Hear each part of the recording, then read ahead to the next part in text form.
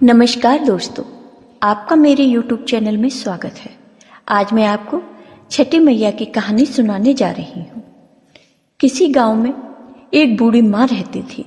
उसके एक बेटा तथा एक बहू थे। बूढ़ी माँ का बेटा पढ़ा लिखा था और वह नौकरी करता था। बूढ़ी माँ की बहू भी पढ़ी लिखी नई जमाने की थी। बूढ़ी माँ छठ माता की सच्ची भक्त थी।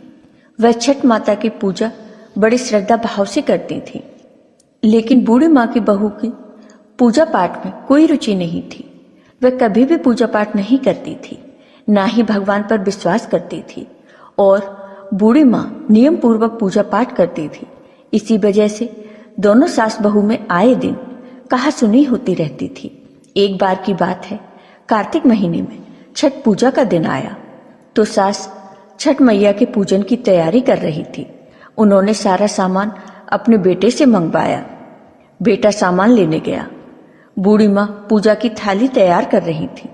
तभी बहू वहां आ जाती है और अपनी सास से कहती है, क्या माँ जी, जमाना कहाँ से कहाँ पहुंच गया और आप अभी भी पुराने जमाने में जी रही हो। पूजा पाठ करने से कुछ नहीं होता, कोई छठ मैया नहीं होती, ये बेकार की बातें हैं।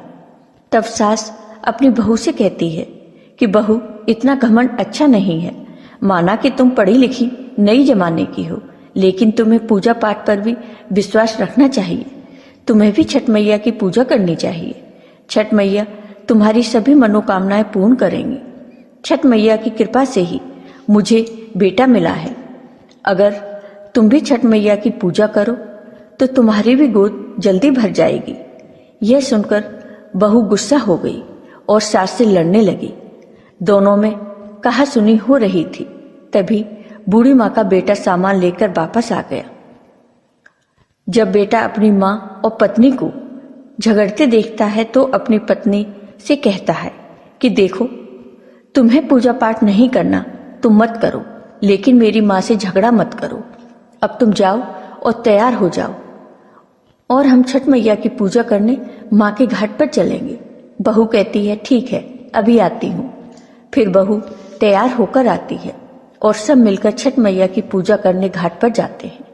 घाट पर सब पूजा पाठ शुरू करते हैं, लेकिन बहू का मन पूजा पाठ में नहीं लगता और वो अकेले ही वहां लगे मेले में चली जाती है।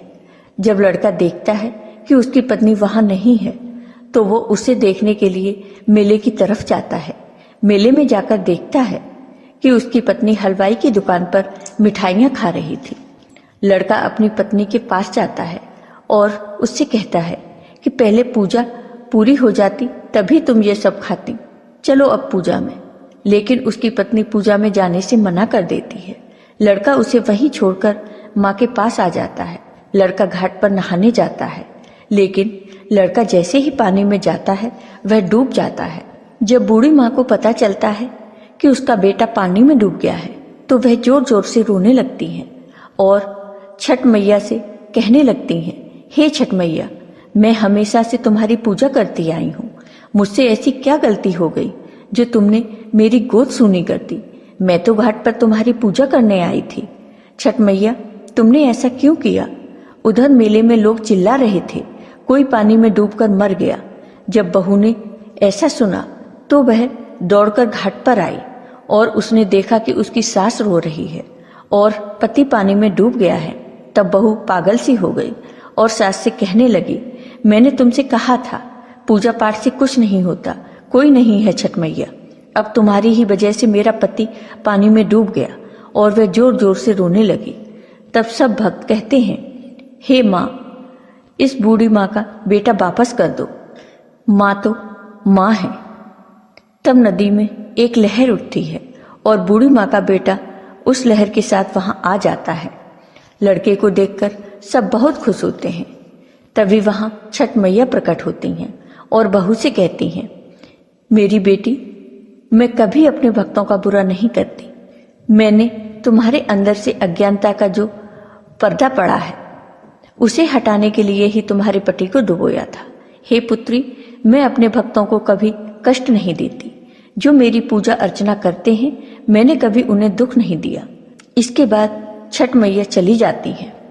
फिर बहू भी अपनी सास के साथ छठ मैया का पूजन करती है और छठ मैया का पूजन करके खुशी खुशी सब लोग अपने घर लौट आते हैं। तो हे छठ मैया, अपने भक्तों पर हमेशा अपनी कृपा बनाए रखना। जय हो छठ मैया की।